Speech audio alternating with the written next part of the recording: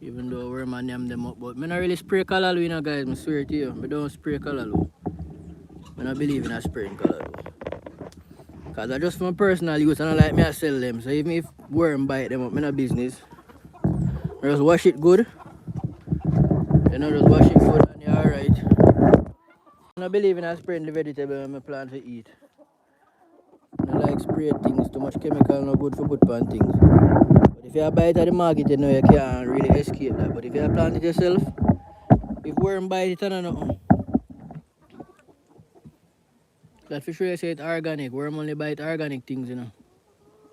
When you spray the thing on it, you know, you make it not, you know really make it all again, you make the fruit more acidic.